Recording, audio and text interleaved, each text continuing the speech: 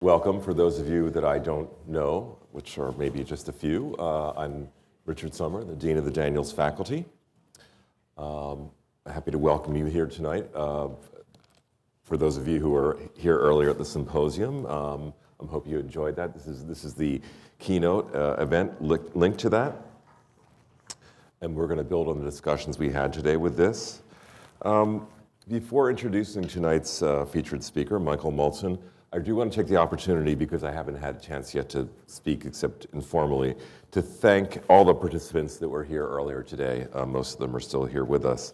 We heard from Peter Clues of Architects Alliance, David Wex of Urban Capital, Meg Graham from Supercool, Julian Battison of Open Flats, Pina Petriconi of our faculty, and Giannone Petriconi Associates, and Neil Haggard of the Daniels Corporation. One of the nice things about being on the faculty and actually being the dean of the faculty is, we are involved in a lot of things. We're very, very intensely involved in all of our teaching programs at the graduate and undergraduate level. We're heavily involved in building a new building. We have lots of public programs, but sometimes with my colleagues, and I should also give a shout out to Jeannie Kim, who couldn't be here tonight. She's sitting on the wheelwright jury this weekend, who helped to think through this particular event. You come up with an idea about a subject, and you want to pursue that subject, but you don't know quite how it's going to work or whether you can get the right people. This particular event today was going to originally be something, we had a kind of rough idea of the War of the Toronto Condominium Kings. That's how it started out. Then we decided to try and do something a little bit more serious, and we really tried to think through who we should get to help us with that. And one of the pleasures of when you sort of freelance that way is when you ask people and they come, you never know exactly how it's going to turn out. And today was just, for me, and I think for others who were able to, who had the time to sit and through the panels and listen to the discussions afterwards. It was extremely interesting, extremely stimulating. It raised a lot of questions about what is actually a kind of embarrassment of riches that we have in Toronto in terms of what's going on, both in design and in the level and amount of economic investment and transformation that's happening, and really started to ask some questions about what we're going to do with that bounty and how we can do better. And so I see these events as both a temperature taking, but also as test runs for maybe doing something more sustained and more serious, both at the faculty, but at the faculty for the city around things like housing and city building. So for everyone who came today already, and the ones I listed, and those of you in the audience, I thank you for being with us to have those discussions, and hope you will be game for continuing and doing better. But now it's really my pleasure to be able to continue this exploration of housing through the work of Michael Maltzan, who is the founder and architect of Michael Maltzan Architecture. Michael's office is based in Los Angeles, and he has won an exceptional amount of awards, including for his housing-related work that he's going to speak about tonight. But also, his work also includes single-family. His housing work includes single-family, affordable, transitional housing. But he's also done incredible work that he's not going to show tonight that would include museums, schools, university buildings, theaters, private, I already mentioned houses, public parks, bridges, other kinds of infrastructures, master plans. His practice has received 5 Progressive Architecture Awards, 35 citations from the American Institute of Architects, and the Rudy Bruner Foundation's Gold Medal for Urban Excellence. Now, I should say, Michael is not actually, he's one of my oldest friends, but he's also someone among all the people that I went to school with and started out with, whose work I most admire, and whose practice I think of as a model for many, including many to aspire to. He's the kind of architect I know many of us, and including myself, once aspired to be. And I think that's saying something, because for all the students in the audience, it's a very tough profession, and the way you think practice is going to be and the way that you think your opportunities are going to be are not always how they turn out. And we all take different paths, but when you have that idea about what, and we had, for example, this week, Björk Engels, who's a very heroic architect, and students were there and very excited to see him. But when you understand how hard it is actually to both sustain a real practice building buildings and to hold true to your creative ideas and ambitions and to the talent you start out with, and you see how difficult that is in your profession, and you see someone that's able to do that, it really is inspiring. So Michael spoke here 6 years ago, I think right after I arrived as dean. I didn't, at the time, talk about his designs, and I'm actually not going to, although we're going to get to have a dialogue afterwards. But I was reminded sometime after he was here about the introduction I gave by Stephen Fong, who I don't think is here tonight, one of the architects on our faculty. And Stephen said to me that he was inspired by this introduction I gave because I talked not about Michael's designs, but how he had constructed this practice and how he understood the system, of not only of patronage, but how practice worked, how you could innovate in technology, what the relationship between design and the model, the business model of a small practice was. And many of us didn't really understand how he had figured all of that out at the time. One thing that's not in his bio that I think is interesting for everyone here to know is after he completed his studies at both undergraduate studies at the Rhode Island School of Design and then at Harvard's Graduate School of Design, he went on to work for Frank Gehry for 7 or 8 years, 7 years, and was the first in the competition to do the Disney Concert Hall, and then they won that project. He was the project architect for the Disney Concert Hall, or the project designer, and for many other seminal projects from that period, and really the height of Frank Gehry's power when he was building all those incredible projects. Michael was one of Gehry's right-hand people during that time, but he's unique among many of the talented people that I think that have come through Frank Gehry's office, in that he learned all these incredible things there, but then he left and he got on his own feet very quickly, and then, more importantly, he found his own voice and his own way of operating as an architect. So, and that's not always easy to do when you're part of a powerful, or come out of a powerful practice like that. So that's also one of the reasons why, among the many reasons why I admire him and the work he's done. So, he's going to show his housing work tonight. You should also know, I said among the many projects that he has done, soon after he established his office, one of his first big commissions was to build the temporary Museum of Modern Art in Queens, New York. And more recently, you may have seen him featured last year in the Globe and Mail because he was awarded the Winnipeg Art Gallery Commission, which is currently under development. But we're not going to see that tonight. More broadly, his work has been published and exhibited internationally. He regularly teaches and lectures at architecture schools all over the world. He's a fellow of the American Institute of Architects and a recipient of the American Academy Arts and Letters Architecture Award.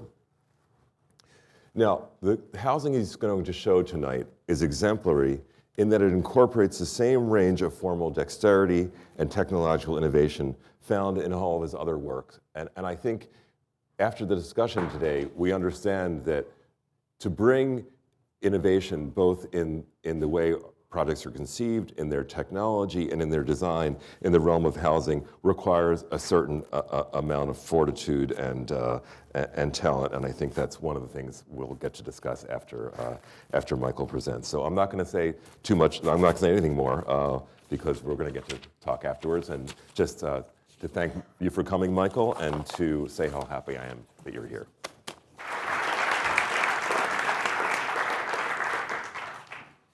Thank you, Richard. I wanted to start by talking a little bit about some of the context that I was thinking about when we first started to do housing in Los Angeles, which was not something that many architects were involved in. But I, like many architects of my generation, was raised in an architectural education that saw housing as one of the fundamental typologies of modernism, a project type where those architects who were working at the time strove to intertwine housing with the most progressive and optimistic approaches towards space, technology, ideas about living and politics. I bring this up because I was deeply influenced by that work, and I came to believe that architecture as a whole, as a discipline, was an agent of change and progress, and that housing fundamentally was at the center of that idea, and that's something I still believe in.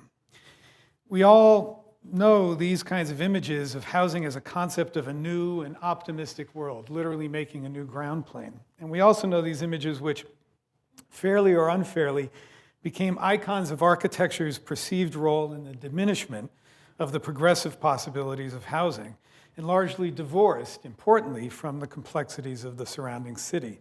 And out of this complicated history of modernism, architecture lost its roles, or at the very least, people became suspicious of its role as an agent of ideas and solutions, and perhaps most importantly, about its role in speculation about the city, and took us out of a stronger connection and conversation with the people who had real power in that conversation about the city, developers, politicians, activists.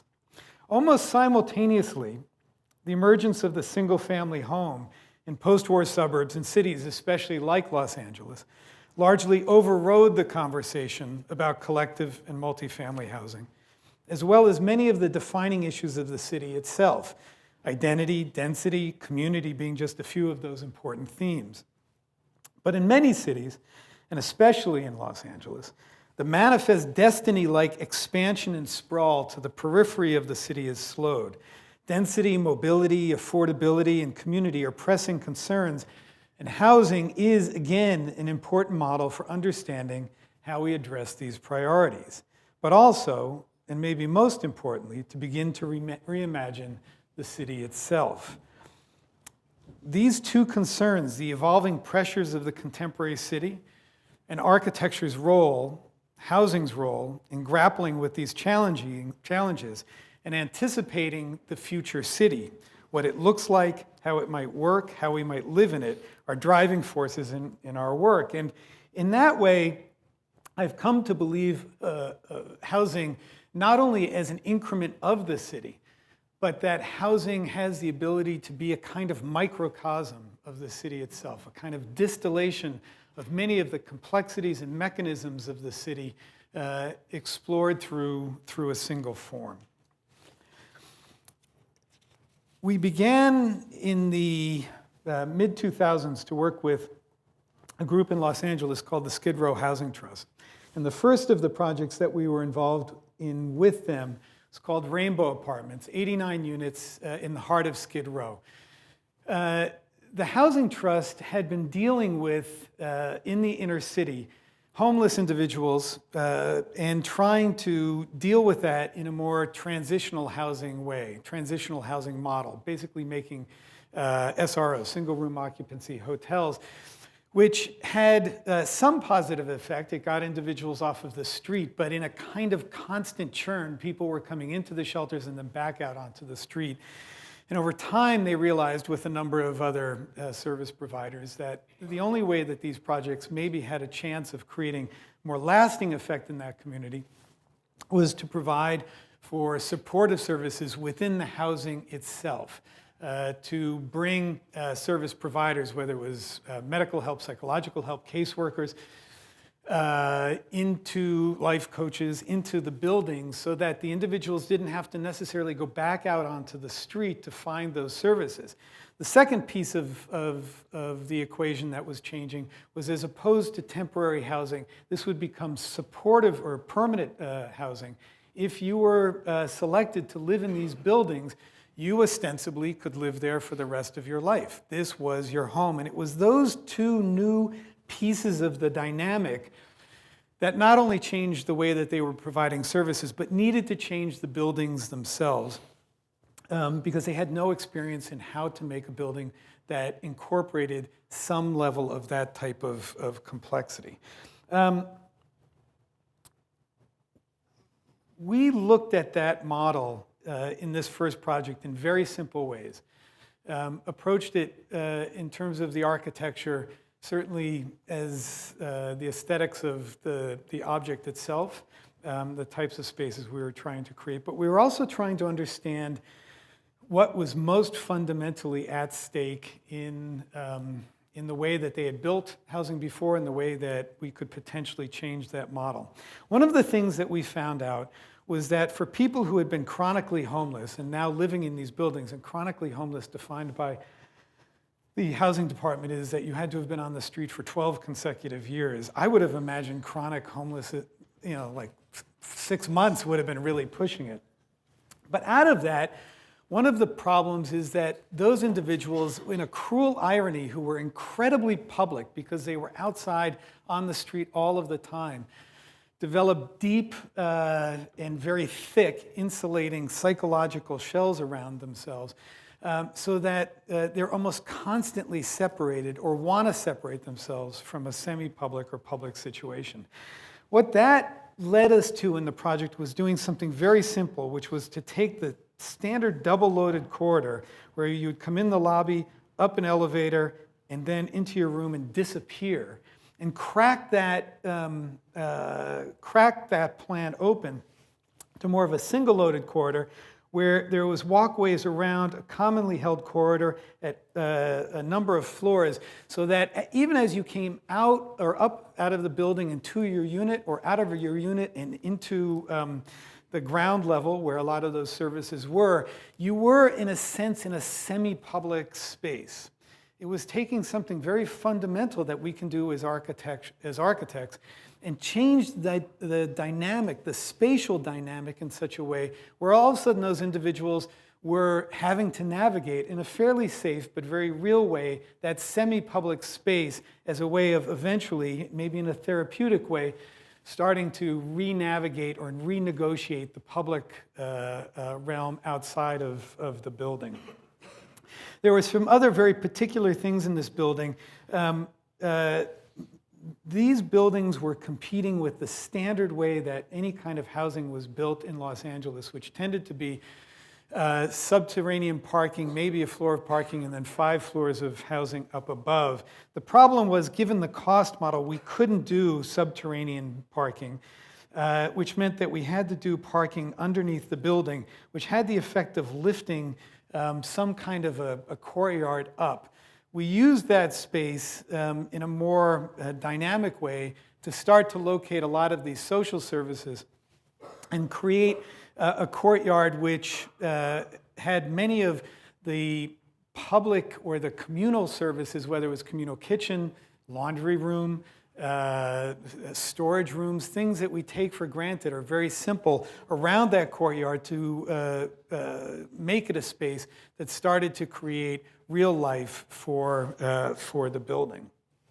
Now, I mentioned this was our first building, and it was an extraordinary learning curve, this building. In a lot of ways, I'd say that the building, from an architectural standpoint, in the way that we normally think of architecture, in the things we do as architecture, the materials, the patterning, the strong aesthetic component of the building was lost. In a sense, we failed on this project, given some of our original architectural intentions. But what I found was that some of those very fundamental, maybe most fundamental aspects of the architecture, things like the single-loaded corridor versus the double-loaded corridor, were having an extraordinarily positive effect, and that simply rethinking space was having the most significant positive, optimistic effect on the community, and the building has been a remarkable success. one of the ways they tell success is how much recidivism back onto the street they have. And in the past, their metric was they felt they were successful if they were in the 68 to 70% retention rate. This building has consistently been up above 95% retention rate over this last 10 to 12 years. But some of those things that we lost were, for instance, these screens that separated, gave you a little bit of separation between the courtyard and the outside. A lot of the color in the larger pieces of glass were taken out. These window shades, which wrapped around 4 sides of the window. Finally, we had 2.5 sides that we could make out of metal. And we even were at the very end, we didn't have to do it, but we were even in a conversation about trying to reduce the number of screws in the hinges from 3 to 2 as a way of ultimately trying to save money. In the past with the trust, architects have worked on those buildings, and they're very difficult. And in general, there's very little continuity. Architects do one building, and then that's the end. I felt like after having gone through that process, the amount of experience that we had gained could only really be put to good use. It could only really be a success if you were able to do additional projects. So I went back to the trust and asked if we could do at least 2, if not 3 more of the projects. They were a little bit shocked that I was asking that. But it points to another thing about housing, which is that invention, ingenuity, creativity are huge pieces of the puzzle when you're trying to reinvent or move typologies of housing forward. But you can't forget that disciplinarily specific information, just having experience with these kinds of projects, also has an enormous benefit in getting to solutions that are more real, more specific when you're confronted with many of the concerns that very real schedule budget concerns that confront these projects. Coming out of that conversation, the trust asked us to design the second project, Carver Apartments, which happened a few years later. 98 units. With, again, a similar mix of social services in the building, although this building was targeted a little bit more for an elderly population because it was close to a hospital that had specific elder care component to it. But the real reason for its location off of Skid Row was that the trust was becoming so successful in building these projects, not so much the supportive housing, but a lot of these shelters in and around Skid Row, that there was the danger that one smaller increment in building at a time, they were going to recreate the large projects of that first image I showed you, balkanizing an entire constituency and culture of homeless people in one location in the city. And their goal was to start to try to move the map of that out to a broader cast within the city. And to look for sites where that community could be dealt with, in a sense, more where they lived. One of the sites they found was right adjacent to the 10 freeway. Santa Monica and the ocean is here. Arizona is that way. And the 10 freeway at this point is raised, elevated, with very little happening under it, with the exception of a lot of people living there in temporary shelters. It's also a real dividing line between the south and the north of the city. This is Staples Center, LA Live. This is where the Lakers play, the Clippers play. This is where the Grammys happen. It is an extremely well-known and visible part of the city, as is the skyline of downtown, which is immediately adjacent to this. What was interesting, I think, about this project was that proximity, not only to those parts of the city, but proximity to incredible visibility. The issue around affordability and homelessness and disenfranchised communities has been that in development, those have tended to get pushed to areas where they're not very visible in the city.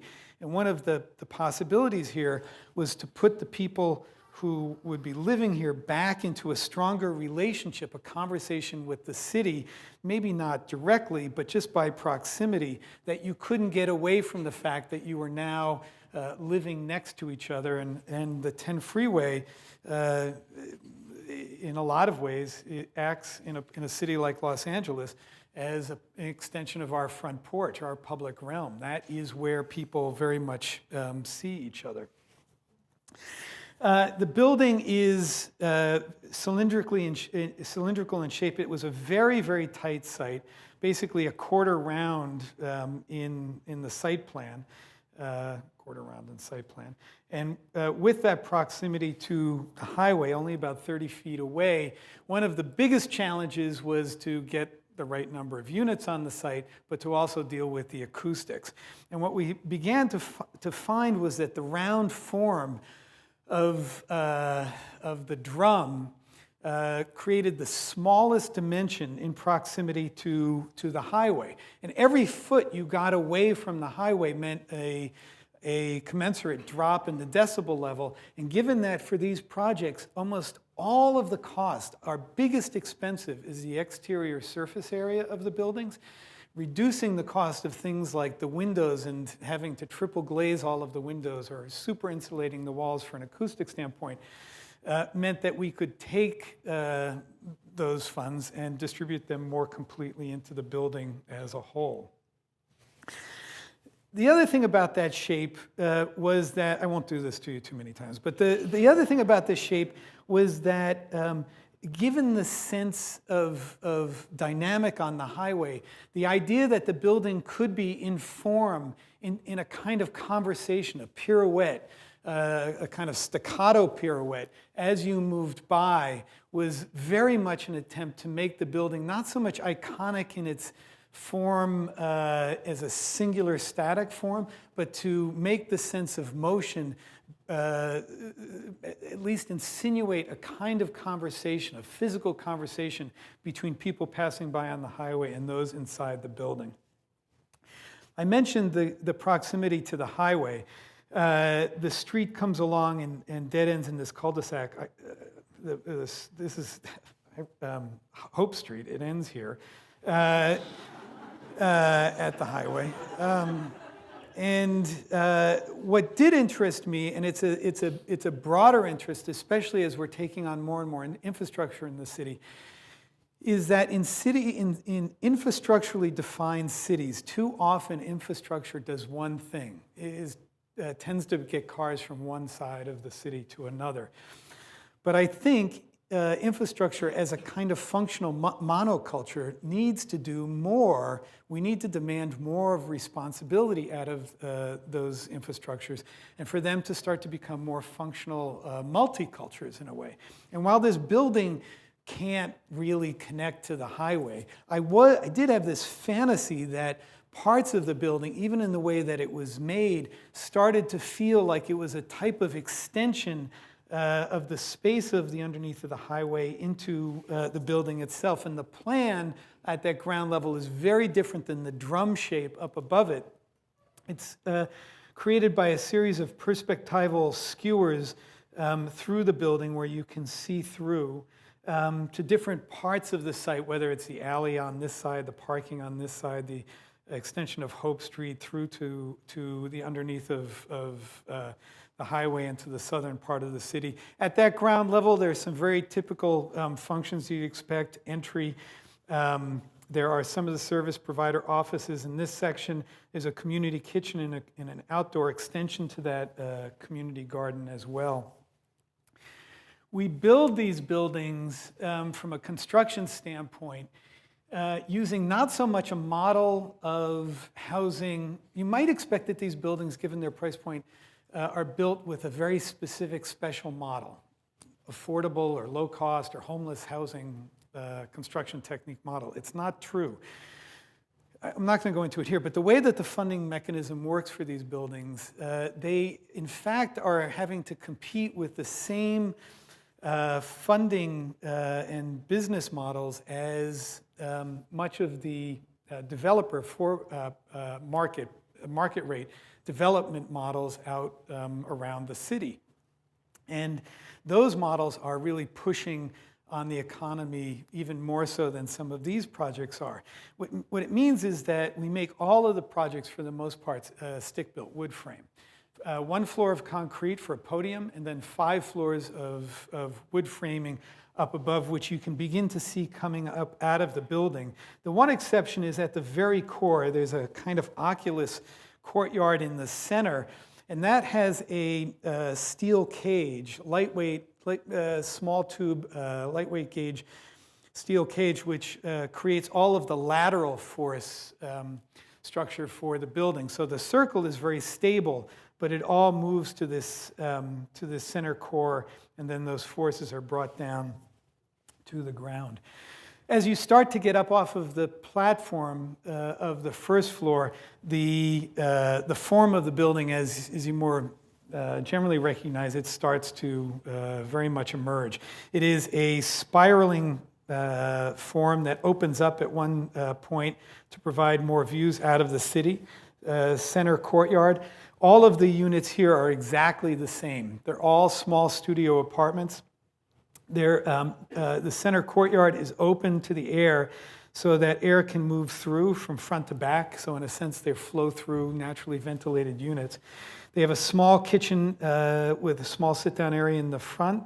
There is closets and bathroom in the middle, and then small studio space out beyond. They're very calculated inflections in the way that the walls are made to start to create almost a sense of threshold on the inside and a little bit more of a sense of the individual unit on the exterior. There is a real dilemma in these buildings, and it was something that was brought up earlier in some of the conversations about the increasing out of balance programmatic elements in a lot of housing. Here, because of the type of housing money that is taken to subsidize the rent, things like the bathrooms have to be at a scale for a lot of the ADA regulations. And increasingly, those bathrooms get larger and larger and larger to the point where they are arguably the biggest room in the house. And we're starting to, in our 4th project, which I'm not going to show tonight, we're starting to transform them from bathrooms into rooms that happen to have a toilet and a sink in it, and make them more living space. As you look down into that courtyard, the base of it is a large set of stairs that creates a social space. This is a place where the community very much comes together. There are performances, there are community meetings that occur in the building. That steel cage or frame that I was mentioning are located in a number of these galvanized metal fins. The fins were very important because for me, in a courtyard of this scale, being so tight, I wanted you to be able to see across the courtyard and to be able to get a sense of distance and community and view. At the same time, I was concerned that because you had neighbors who were so proximate, that they didn't feel like they were immediately in your face. And these fins act almost like blinders on a horse. You can see directly across, but they begin to cut the peripheral vision to those in proximity to you to at least give you the sense of more perceptual privacy. I was very mindful of one of the lessons that we learned in the first project, Rainbow, where all of that skin came off because in a sense it was doing no real task except for the perceptual task that we had given to it. And here, all of these fins either have those structural tubes that hang and support the balconies and bring the seismic forces down. They contain all of the rain gutters from the roof, so they bring the rainwater down to the plumbing system down below. We also have a methane issue on the site, and so there are methane vents that vent methane up out of the building. So in a sense, the fins did 4 things, but they were also protected because if you started to take them out, the building, part of it would fall down, or it would flood, or it would blow up because of the methane in the building. So while you, in a sense, you can make, or I'm making light of that, finding ways for the architecture in the same way that I was talking about the responsibility of infrastructure to do multiple things, the components of the architecture in these buildings also have to do multiple things.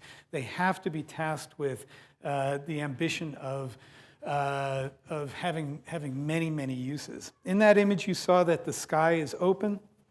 As opposed to rainbow apartments where the primary services and public spaces were all on the ground floor in the courtyard, these spiral up more around the building and include the kitchen, as I mentioned, that outdoor space, TV room and laundry room on the 3rd floor, and then outdoor gathering space and smoking porch up on the very top floor.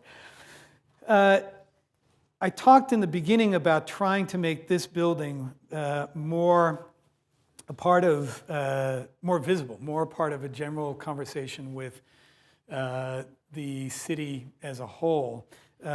And part of that is in the form, but some of it is also in the organization of the different pieces in the building. One of the most important is the laundry room and the TV room. They're two extremely prosaic functions, but they're two spaces in the building in which people who live in the building are all of the time.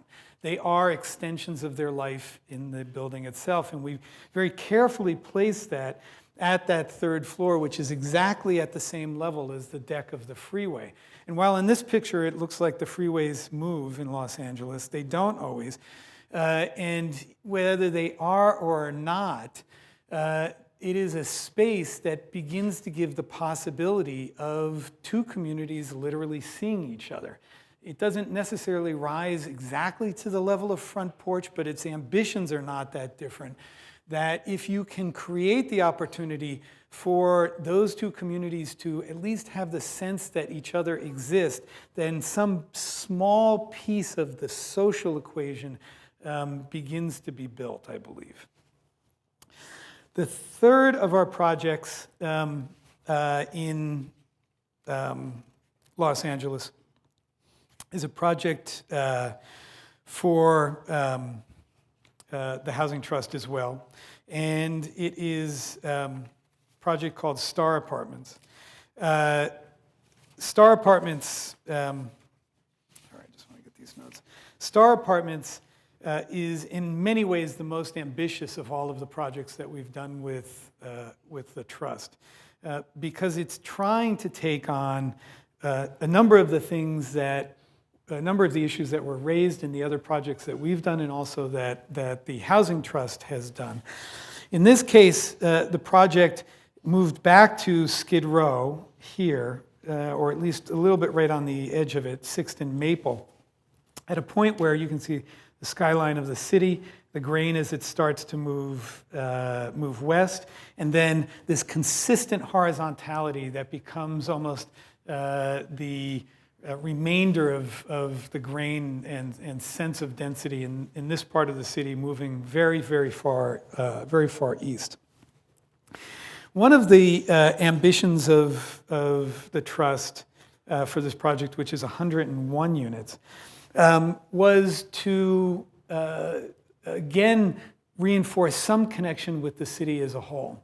And one of the ways that they were looking at doing that was to create a more mixed-use building, partially through retail on the ground floor, at least that was their ambition, but to make many of the social services more accessible, not just to the building or the people, the community in the building, but to the city, the community that surrounds this building. In it, this also really challenged some of the other questions that I think are confronting a city like Los Angeles, for instance, reusing existing buildings and the sustainability of a city based on that.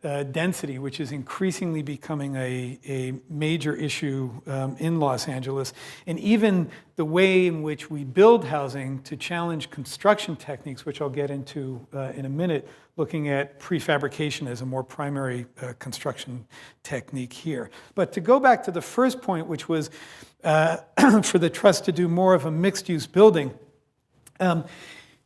because of the way that their funding works, they they are not allowed, the regulations say you're not allowed to be in the business of operating a commercial or retail enterprise.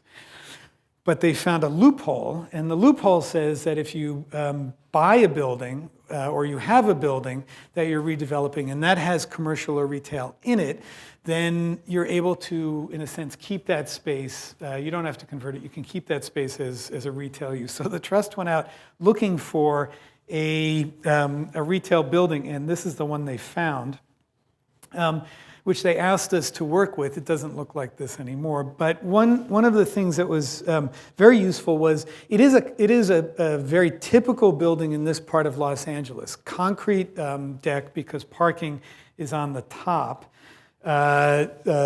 Single slab across the entire quarter of a block.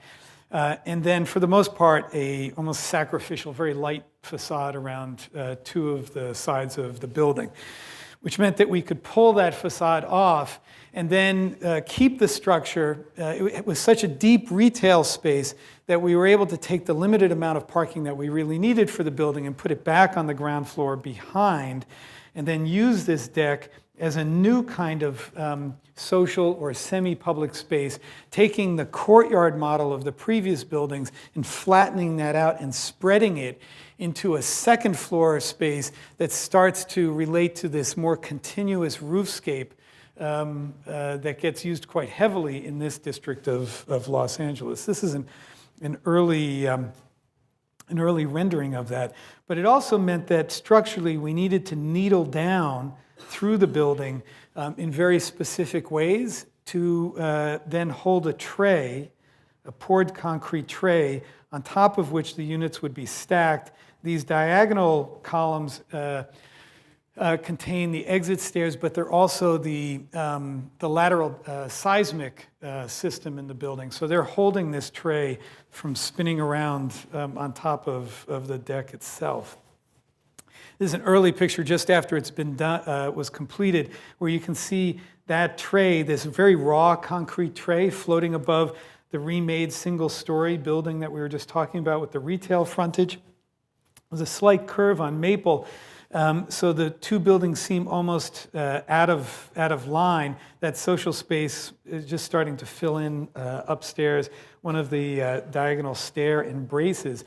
One of the things that's been very interesting in this building was that the thought was that those retail spaces would go back in very similarly to what they were, more or less mom and pop shops. This is close to the garment district, and people sell sewing machine equipment and thread and socks and stuff like that, and that would be the type of tenant that would be there, maybe a cafe.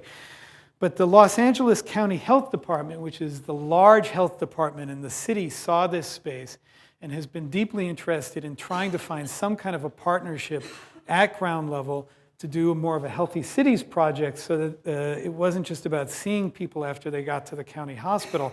And they have, in fact, taken the majority of the ground floor now as a retail clinic. So while it's not typically commercial retail in the way that we think of it, we think of retail, it is now a publicly accessible clinic that has as much traffic, if not more traffic, than it probably would have had as a retail space. The second issue I mentioned was density. Los Angeles is generally not thought of as a dense city, but in fact, it is under extraordinary pressure and is densifying significantly. Population continues to grow. That sprawl of the city to the outskirts has in many ways started to abate as both the physical as well as, I would argue, the psychological boundary of the city has begun to be reached. And increasingly, development, as well as people who want to live in the city, are looking at areas like downtown, Culver City, Highland Park, and putting huge pressure on those neighborhoods to begin to reimagine density. My goal in this project was, in a sense, to try to imagine or experiment with a type of hyperdensity, very small units, basically studio units, but in a configuration in which the entire upper levels were just thick with almost a warren of these smaller units. There are some outdoor areas, but but that the extension of that social space would be more at that second floor, so that that new second floor that extends out or seems to extend out to the city would be in real conversation, real dialogue with the units themselves. So those two different scales, tiny unit with large common space or collective space, is a real change in the model that we've been using. This just gives you one sense of that kind of density on the inside of the buildings. The units are more, the windows are pretty carefully calibrated, so they do begin to have views out through. But the idea is that once you're in that space, you are very much in this stack of this kind of armature of housing and movement inside the building. Because of the tightness of the site, and because I was also predisposed, given some of the thinking about density that is emerging in the city, it was very difficult. We started to look at prefabrication as a primary technique of the housing. The challenge here was that in Los Angeles, you're not allowed to do multifamily prefabrication, or at least the pathway to permit multifamily prefabrication didn't ever allow it to take place. There's one other building that was built 50 years ago, but there's been nothing since. And the reason for that, and I'm not going to go into this heavily, we could maybe in the conversation, but the reason is that as opposed to a single family house, which they think of as not really prefabricated, but you're just putting pieces together. Multifamily prefabrication, each of the units is a product, which means it's no different to them than the air conditioner that goes into the building or one of the plumbing pieces of equipment, hot water heaters, and it has to have a whole permit process in and of itself, which means the manufacturers don't want to spend the money to try to go down that pathway. I would say 50% of our work on this project was the negotiation with the city, the navigation with the city to create this pilot program pathway to allow prefabrication to happen on this project, with the caveat that if it was successful, it would open an avenue, a portal for prefabrication to be done more completely in the city. But also, because prefabrication is not done in the city, there are almost no manufacturers in Southern California who do prefab. So it ended up that all of the units were built in Boise, Idaho, put two on a truck, trucked in, and then cut apart and lifted onto the project. What was so interesting, though, was that once we got the concrete pad up, all of the units, all 101 units, were stacked in a little less than 4 weeks. So the acceleration of the construction process and how much time you spend on the site has the ability to change the financial model in very positive ways. These units, when they come, with the exception of the exterior skin, because we wanted to do the exterior skin, are completely fitted out on the inside. They had all of the fixtures, they had furniture in them, they were completely ready to be occupied.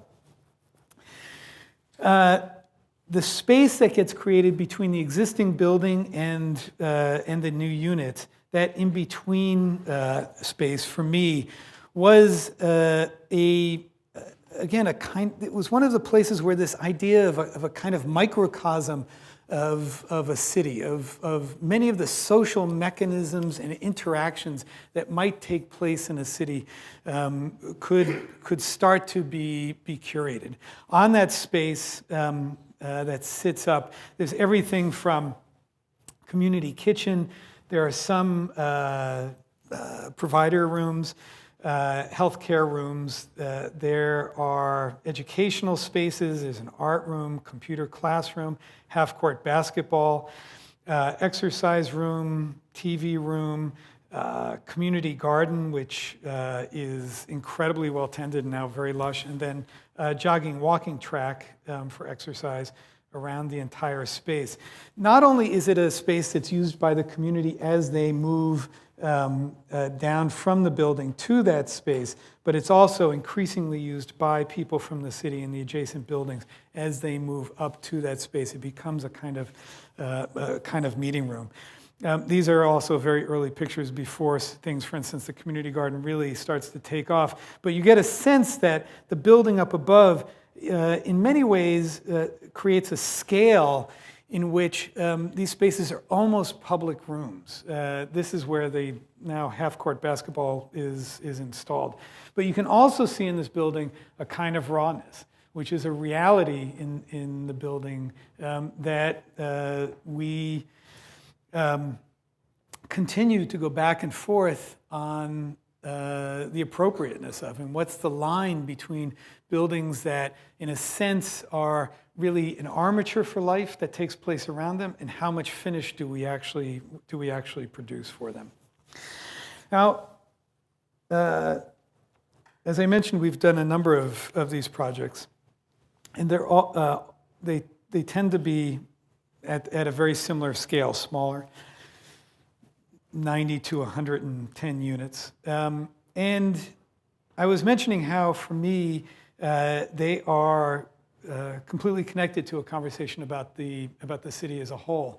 And in development in Los Angeles, and I think development in many cities, often hinges on the kind of super scale projects in the centers of cities. And this is actually, this is even a little bit out of date now. LA Live is over here, and they're building some more really large scale performance spaces. But there are these enormous, almost gravitationally scaled projects which emerge in the city.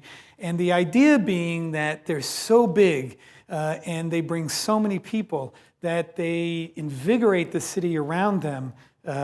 They create this kind of ripple effect in the city. And to some extent, they do. They're sort of instantaneous, or at least the hope is that they're a kind of instantaneous urbanism.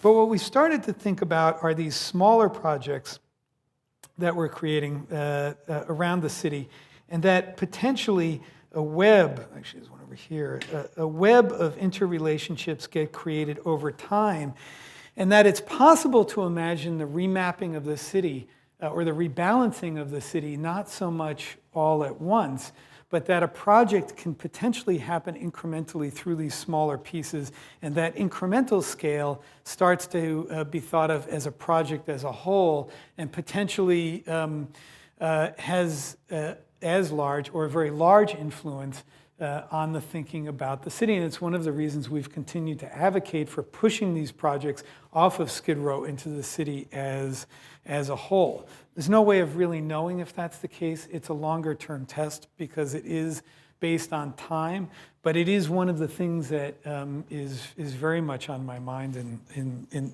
these projects. That being said, I want to finish with a last project, which is a market rate project, which challenges this sense of making things at scale in the city. Project called One Santa Fe, and is a project that is close to about a half a mile long in what's called the Arts District in Los Angeles.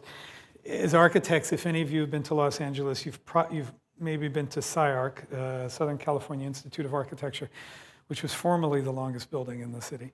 But is an indication of really the underlying contextual characteristics and pressures on the site, which have to do with the fact that this entire area was, for many years, rail lines and rail depots, but is really marked by infrastructure, whether it's the rail lines along this edge, the First Street Bridge, which is one of a series of bridges, the Sixth Street Bridge is over here, these long linear elements that tie parts of the city together, and the Los Angeles River, which is increasingly becoming the most important topic in the city as a commonly held potential resource in the city, not only because of water issues and drought issues, but also because it's one of the few elements in a dispersed, siloized, and discrete city that cuts across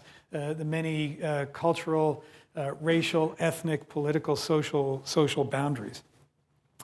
One Santa Fe was built on a site that many people didn't know existed. It was the remainders of a lot of the Metropolitan Transit Authority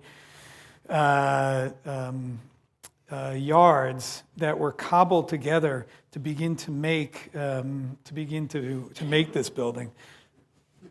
Well, you get the idea. Anyways, but the challenge in this building was that, in a sense, the building was as large as many of those skyscrapers that you just saw, but its role wasn't necessarily to be a singular icon, a kind of point tower in the city. Really, this is a building that, in many ways, because of its horizontality, I think challenges this in-between of a building that is, at moments, understandable, perceivable as a singular building in the city, but other times starts to become almost the grain of the city. And this is an image of it stacked up against the Boyle Heights hill beyond. The site I mentioned on the edge, this is SciArc here, the edge of the rail lines. It's a kind of larger trapezoidal site, so there's parking down below here, but at the thinnest part of the site, there was a rail maintenance building along the back, which meant we couldn't put housing against that, and we also couldn't undermine it. So parking had to migrate up. So the building is organized as a series of pancake layers in a very horizontal neighborhood, which seemed to make sense and something we could begin to take some advantage of. On the ground floor, it's almost all retail, either out on the street or then into this deepening or expansion of the street into a kind of alley that bends back through, and a connection eventually to the rail yards under two larger bridges of the building hovering up above. Retail along the ground floor, as I mentioned, parking down below, but then two levels of parking up above this retail, accessed by these ramps that are on the axis of First and Temple Street. And then more housing stacked above that concrete podium that starts to connect the entire breadth of the whole project. That horizontal stacking is one way to organize organize the program. At another level, it starts to get back to this idea of the way that the building at least seems to be poised on the surrounding context. And one of the ideas, one of the things that we've drawn with this is that it might be possible even to not necessarily always densify by stacking or tearing down and then stacking taller buildings on top of these lower buildings, but potentially this stringier type of building could begin to stretch out and almost create a new secondary datum of living that connects the bases of these buildings, revitalizing them, but creating a different type of large-scale courtyard density floating up above. This is a view from the street again. SciArc is 2nd Street coming in on one of those circular ramps into the parking, and then the building floating up above. The major portal to the building is here. Something that we did have to grapple with is that because the building is so long, it's impossible to ever compose a facade in a traditional way, because you're not able to stand far enough away from the building to begin to see the geometry in a specific enough way in the building. And instead, the facade geometries are really composed in the oblique, with the idea that, for instance, when you're on a train and you begin to see the line, the catenary of the line of a telephone line next to you, slowly moving up and down, the perception of that, the continuity of that, starts to create the waves through these windows that change the dimensions of the windows and give you a sense, as you move obliquely, of the dynamic of the facade. It's only when you get very, very far away that maybe you get a sense of how that composition works or plays on you. There are two major elements in the building. There are these large bridges that create access to a parking court, which does double duty as a kind of public court when there are large events. Cars get cleared out. They have community and civic events in this space.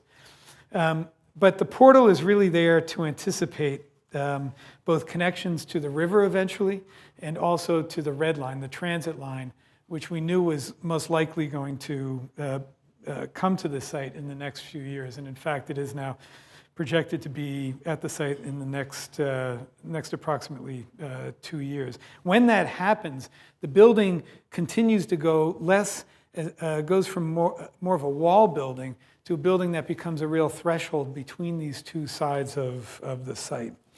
Another small point is that the balconies, while there are not a lot of them, almost all of the balconies in the building, there are few exceptions, but the majority of the balconies are organized on the second and the third level. They're not up at the top of the building where you might traditionally put them to capture views, but are brought down so that those balconies become more extensions of the potential social life in and around the building on the ground plane. Retail is just starting to go in. This is one of the spaces where that inner courtyard next down, pedestrian connects out to the street where SciArc is. Building is now, it's been completed a little less than a year. It's 440 units. The units are completely occupied. All of the ground floor retail is spoken for, is in the process of being constructed. This is a place where you begin to see that bridge and how much SciArc on the other side of the street starts to complete that space and becomes very much a wall of that courtyard space. There are many different particular levels and porches up through the building that give you views, for instance, of the cars coming up the ramp. This is one of these outdoor porches that look out to the mountains and give you then vertical access down to some of the amenities decks. Those pieces of building infrastructure, back of house and front of house, are often in collision in this building. One of the ways that we tried to attack this building is an 80-20 building. It's 20% affordable set aside, which was one of the mandates because there was some HUD money that was taken by the project. But really, the majority of the question of affordability is attacked by the unit plans themselves and trying to create as wide a mix of unit plans as possible. It moves everything from smaller micro studios, 360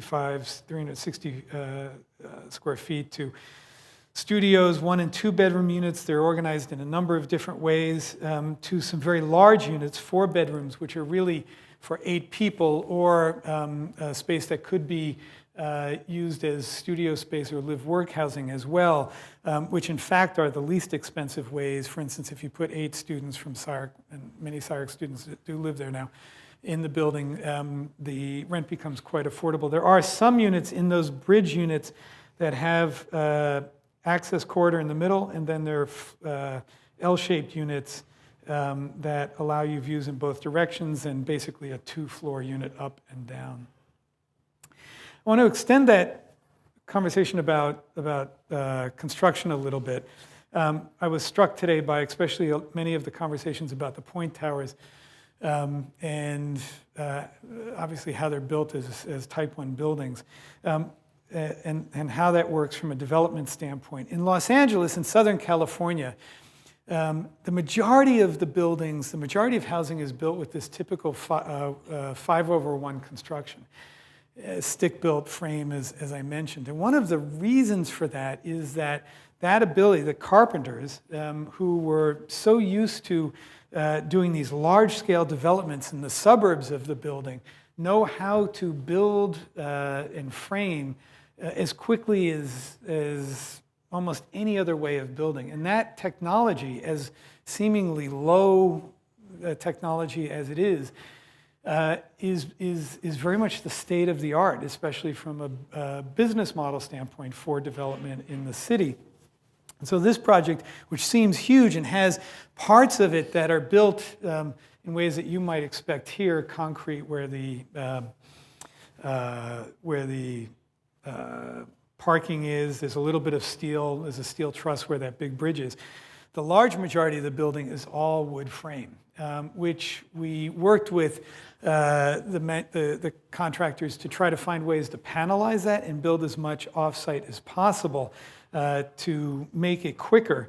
But that idea of a city that is in intense development being made all of wood is a little bit terrifying. And recently, this isn't one of our projects, but recently one of these projects at a similar scale, it's called the Venetian, or it's the Florentine or something like that, on the edge right next to the highway, went up about halfway through construction.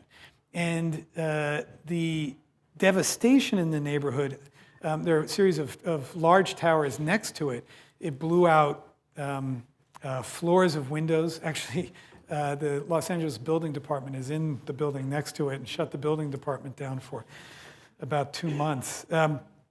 But that sense of density and building in the city and what the long-term investment and reality of that is, I think also does very much call into question how we are building these buildings, how we are building cities, especially in highly speculative cities like Los Angeles. Finally, a little bit about the scale and its relationship urbanistically. I talked about one side. This is a view from across the river from Boyle Heights. This is the First Street Bridge. The Gold Line now runs across this. So this transit, the building comes right up against the bridge. You can cross from the building to the bridge and get on transit on the Gold Line at that point. This is the LA River I was mentioning that is increasingly becoming something that people are paying great attention to. And out of that, in conversation with, in the early planning of this, a group called the Friends of the Los Angeles River, who's a very active force, private organization, but has strong connections politically in the city. We worked with them to begin to imagine this building really as a springboard, not for these bridges exactly, but for the idea of bridges spanning the tracks and beginning to connect the river and eventually the Boyle Heights side, which has already seen quite a bit of redevelopment with public amenities, park amenities on that side. There's a new bicycle trail which is running down the river. This idea of anticipation in buildings, I think, is very important and very often lost for us as architects as we talk about buildings, especially speculative development in the city. I think it's incumbent, not only because we have the capabilities to image a speculation about the city, but also the capabilities to see the potential of and the complexities and the possibilities of sites that surround our projects and begin to imagine how they might become in either a stronger conversation or the catalysts for urban connections, larger urban moves in the future. And we've, in this project, come under, while it's been very successful, we've gotten a great deal of positive feedback for this project. We've gotten criticism as well. And the primary criticism, which I've heard, is that the building is too big for its context. And in a lot of ways, I think that that's completely true. I agree with that. If you imagine context to be ossified, codified, and stopped as we understand the context today. But in fact, architecture takes a very long time. In dynamic contemporary cities, those cities are constantly evolving and changing. And over the course of this project, even from the time we started to the time we completed and the building started to be occupied, these neighborhoods were changing dynamically. For me, the building has very intentionally a kind of anticipatory scale. The idea that the scale of the building is not trying to meet the scale of the city as it is today, but trying to anticipate what the scale of the city might potentially be in the next 15 or 25 years. And in that sense, the building not only hopefully starts to point to a future that not everybody agrees with, but at least can begin to have a debate about, but also that the building has a kind of built-in sustainability to meet that city as the infrastructure, as the life and the density begins to grow around it, and as the city starts to move from the city we know today to very much the city of the future. Thank you very much.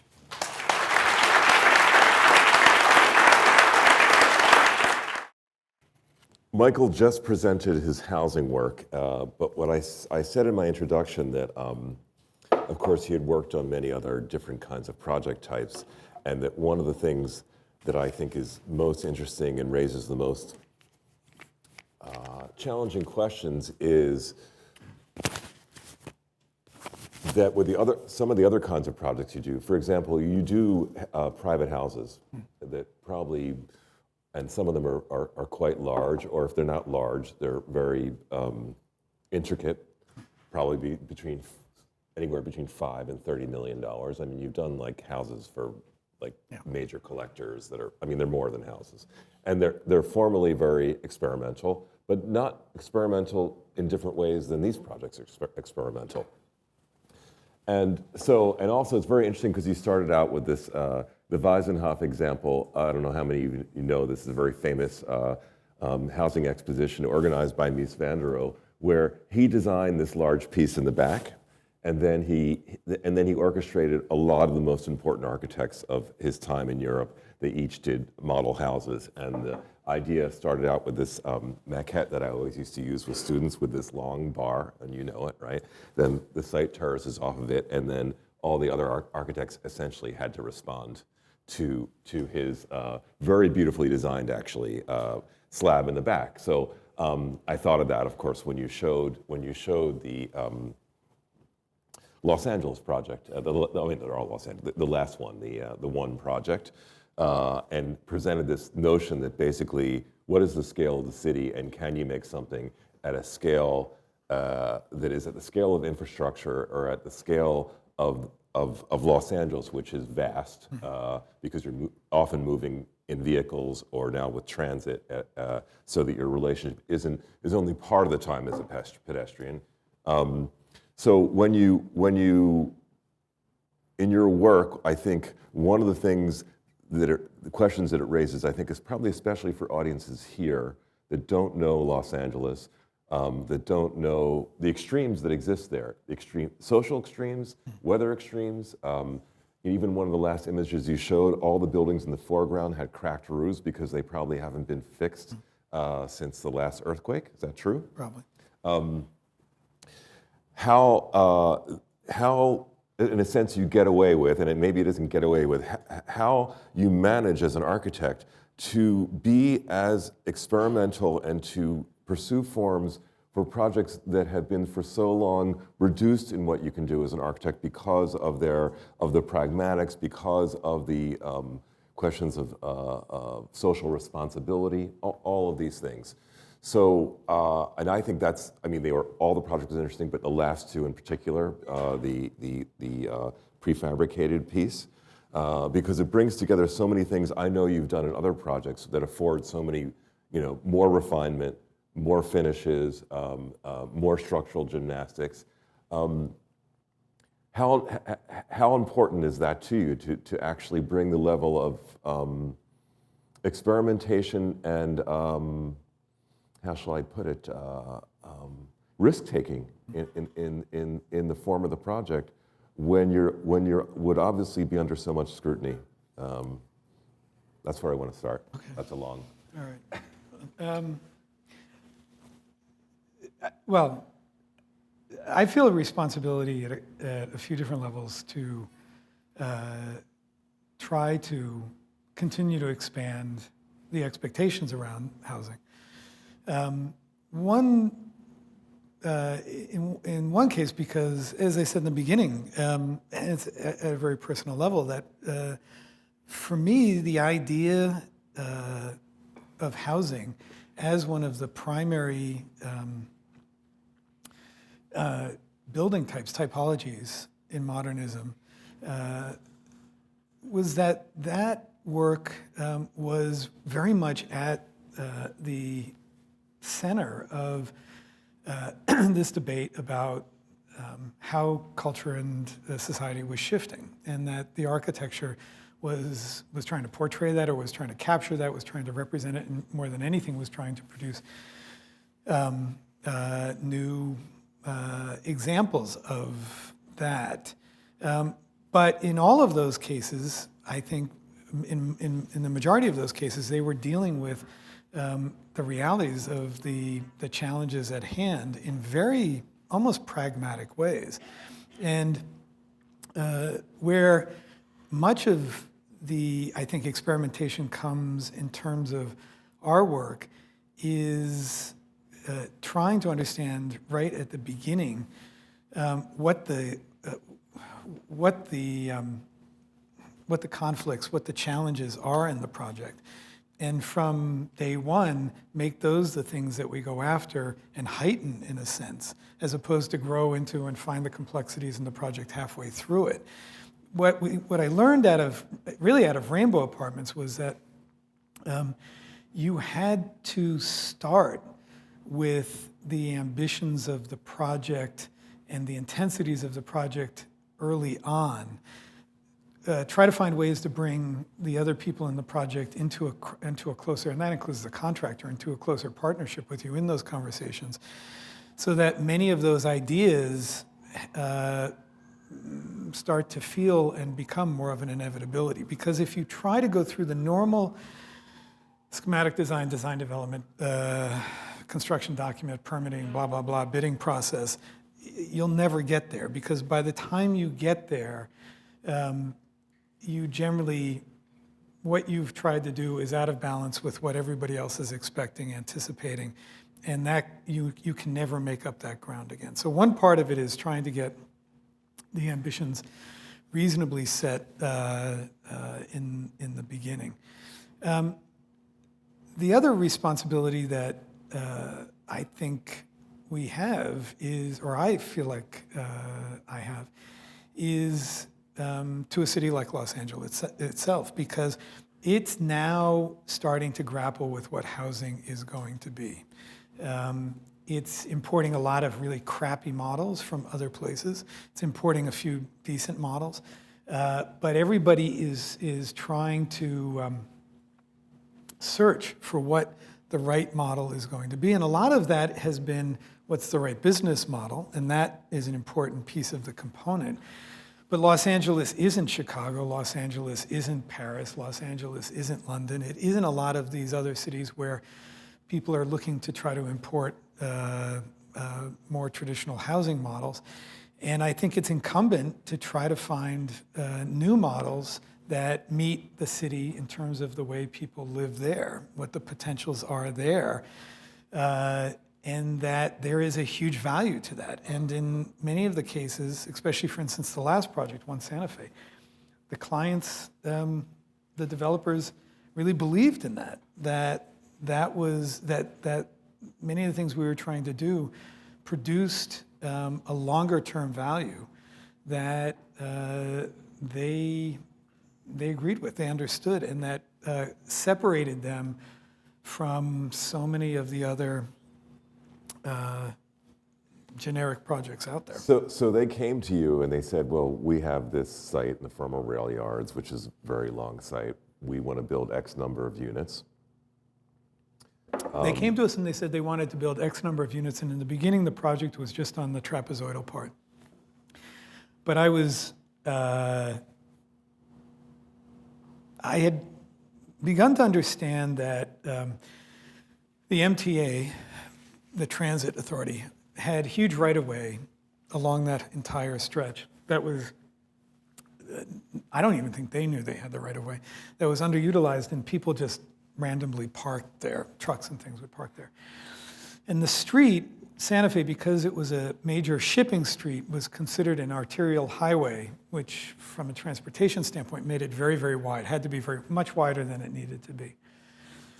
And the development they were struggling a little bit with the cost of the garage building there, and one of their goals was to see if they could expand the size of the project.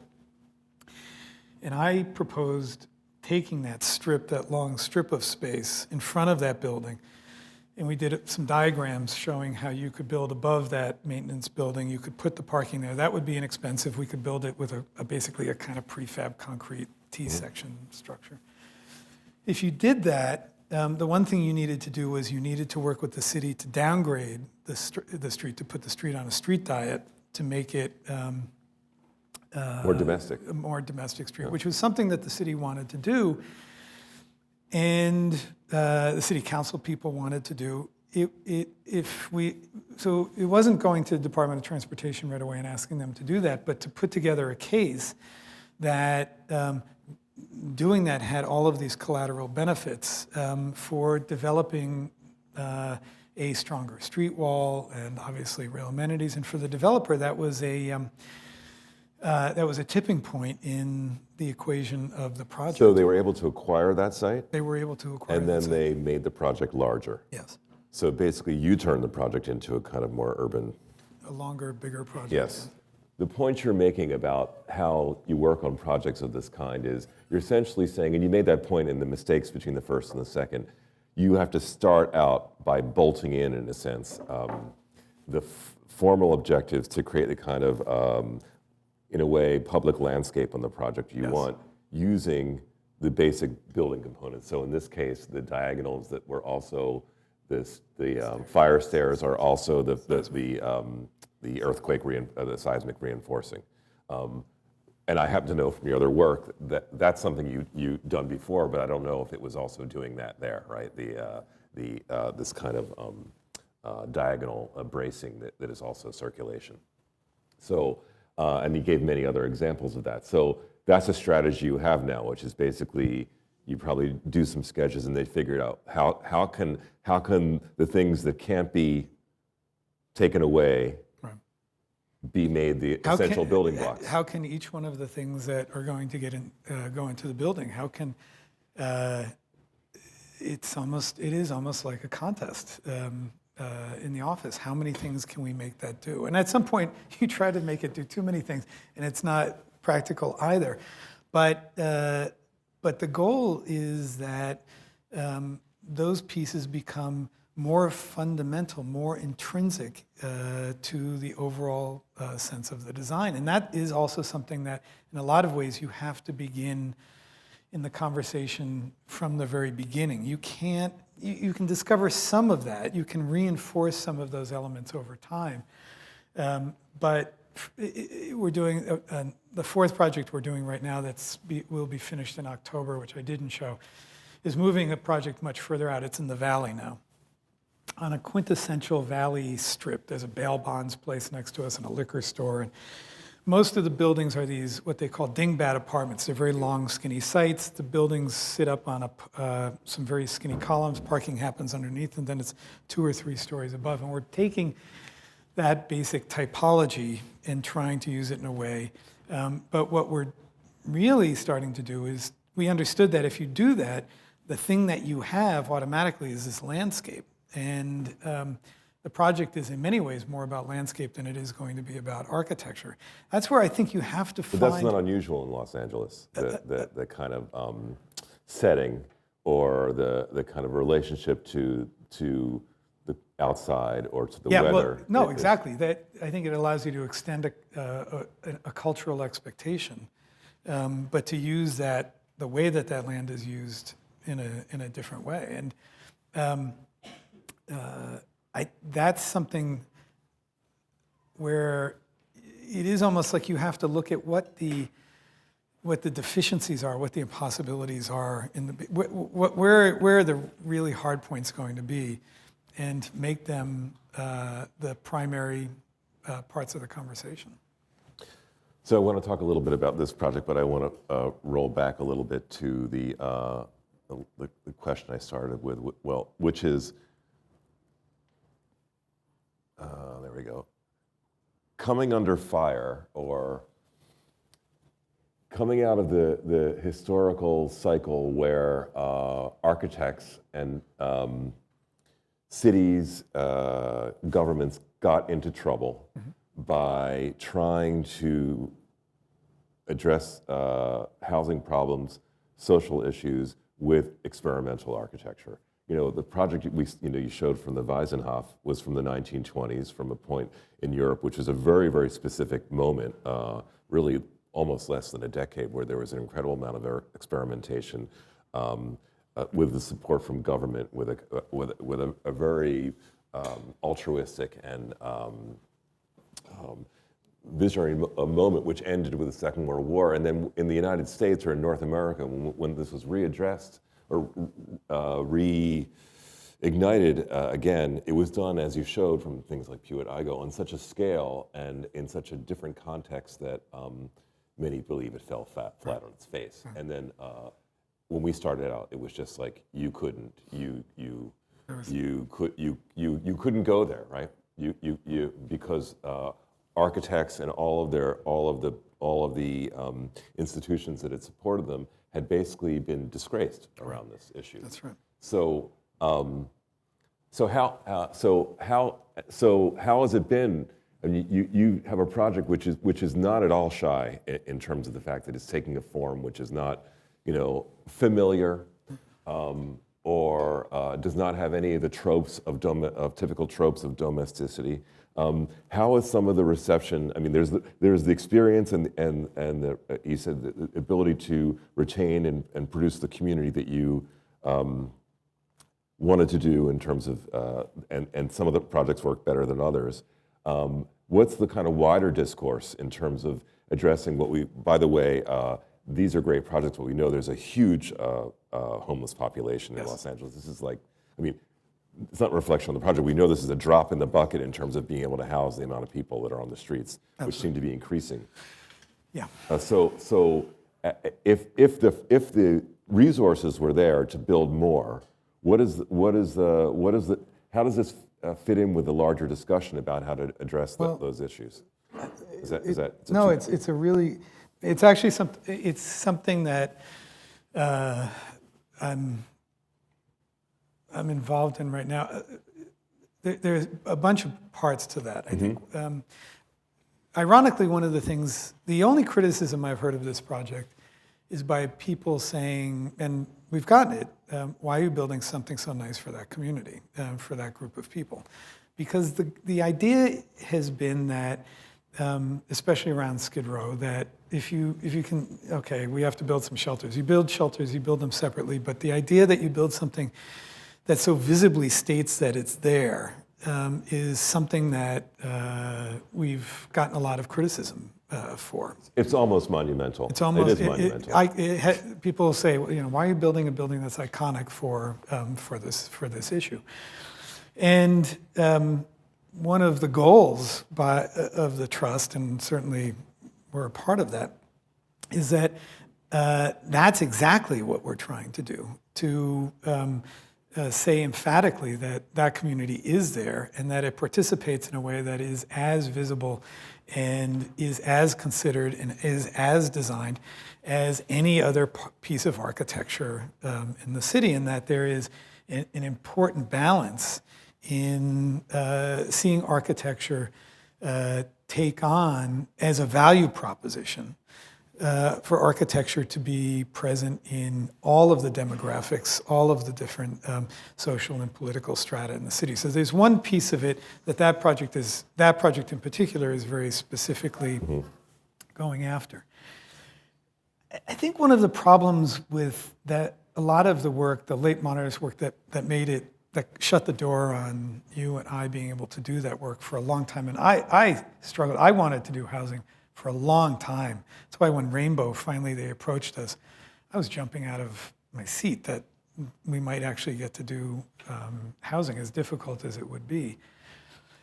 But one of the problems is that I think there was an intense romanticism about the ability to completely change social structures by simply building these buildings. It wasn't exactly that simple, but it was almost at that level of a kind of naivete. And the problem with that was largely twofold. One, that you took groups of, you took entire communities that had completely homogeneous social and political stature, stuck them in one place, basically siloized and homogenized groups, and then walked away without providing any of the reinforcement, the support, the pathways, the runways to continue to evolve their lives and connect back to the city. So they sat in deep, deep isolation, not only physically, but socially and politically and economically as well. I think, coming out of that, I think probably our generation has a very different, we have that history. And one of the things that the Trust has continued to try to do increasingly, and I mentioned this, was that there was a real red flag as they started to build so many of these buildings incrementally in Skid Row, that they were, even though they were providing services, they were starting to recreate these housing projects, one project at a time. And a large part of the goal here is to push them more incrementally into other parts of the city and to provide the services to help create those pathways or runways back into civic life for the people who live there.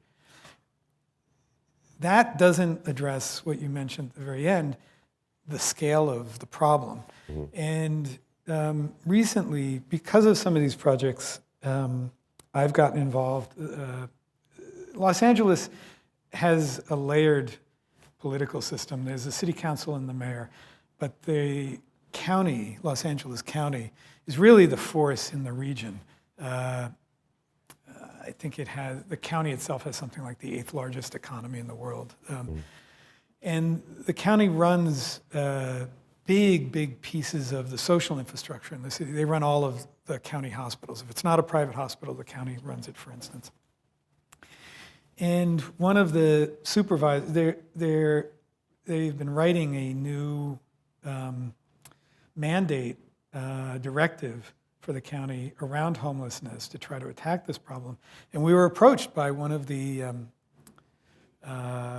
supervisors, Mark Ridley Thomas, who had seen a number of these projects and asked if we would be willing to help write the one portion of that legislation, which I've been very involved with now over the last few months. And it's a role as an architect that you rarely, that is outside of the thing that we normally do.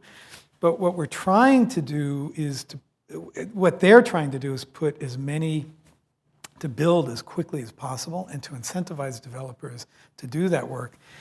And some of the things that we've recommended is to try to find ways for the county, which has a lot of excess property, to put that property back into the development stream, which would allow developers to develop at a much less expense, to lower their risk, and out of that to ask them to use alternative construction techniques like prefabrication, because we're trying to find ways of not only creating more sites for these projects, but to almost invent a new construction capability in the city and the region itself. So I think architecture in that way has to work at many different levels. It has to work at the level of designing these things, but we can't fool ourselves into believing that all of these other mechanisms aren't both something that have a huge effect on what we can do and aren't something that we can't be deeply involved in. Well, there's so many issues we could talk about around how you take discrete experiments like this, which I think you're talking about, and learn from them and make something more systemic. I was just sort of affected by a number of things you said on the different projects. One was around the first project that the idea is not, these aren't transitional. These aren't transitional pieces of housing. They're actually meant to take people who are not, who have not had conventional lives and may not have conventional expectations about how they're going to live, and to make a piece of architecture that they may actually be able to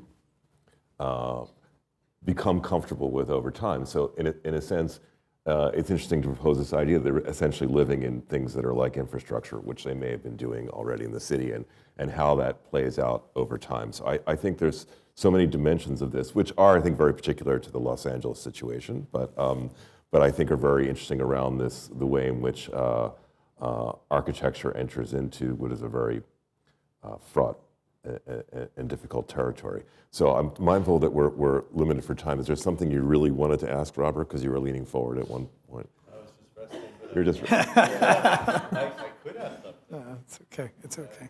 Especially, it's funny that you stopped on that image, because I was just thinking about. I think that the typological and formal conventions are remarkable, and I think that their accomplishment in terms of the kind of social milieus that you create in these housing projects is really inventive and persuasive in terms of working as social engines. The thing that I was thinking about too, though, was I did a walkthrough one evening in the Snow Hedda project that was done over at Ryerson, and which also is very successful in large part, I think, through its spatial inventiveness and the pent-up need for the environment. But there is a well, maybe I put it as a question: is there a sacrifice of other qualities that you feel you have to make, built qualities, let's say, at the cost of making these rather extraordinary and, in some respects, monumental social condensers? Like if it was worth the just sacrifice, and I don't even think I'm not even sure. Are you asking if it was just a box, could it be fancier? Yeah, because I do think, in my I think it's a fair question. in my sort of binary, I think so German housing is fancy and it's a box or building, and Dutch housing is formally inventive and crappily built. I don't think that I'm not saying that about yours, Michael, but I just wonder in this. It's an attitude. Yeah, and also it's a difference also of expectation in the different countries and cultures. It's not necessarily an anomaly from their traditions, right? Well, there probably were better buildings some time ago in Holland, but. But yes. I think that the more that you build the box, probably the more you can, for instance, make the materials better, or you can put the buildings together in different ways. I think that's true. In the work that we've been doing, I'm very conscious of that. I'm very conscious of that balancing. And for me, it's a balancing. I don't think it's a trade-off. I don't think it's a compromise. When I was talking before about trying to, early on, develop an attitude and a strategy to the project, that's a part of what we talk about, is what's the right balance of maybe toughness or roughness in the building, or matter-of-factness in the building, and a kind of level of refinement. For instance, in this project, one of the advantages in the prefabrication of the units up above is that there is an enormous benefit in terms of the economies of scale. The inside of the units have a higher level of fit and finish than we're able to get even if we're doing many market rate projects, because you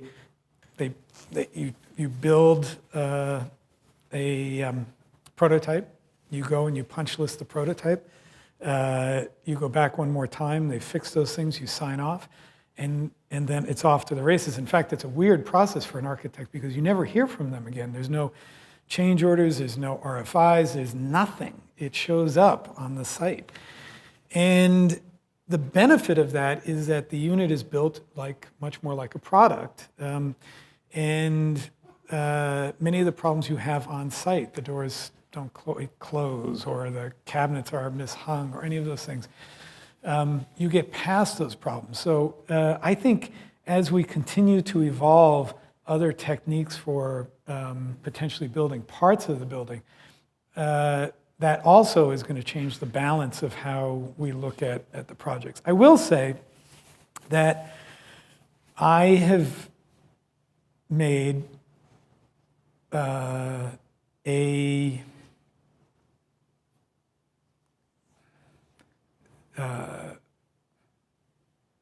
commitment to a type of balance of the projects, and fortunately my clients agree with that, that does continue to push these projects at some of the edges of what would normally be made in the city in order to try to create a series of other types of spaces that they believe, and I believe, are extremely important for this kind of community and for the city as a whole. And in most cases, that's bearing out. There are still a few spaces that are starting to just now get used in the way that they're intended to be used. But for instance, the big space that was up there a second ago as this half-court basketball court. On the one hand, it's not so defensible to make a space that's that big.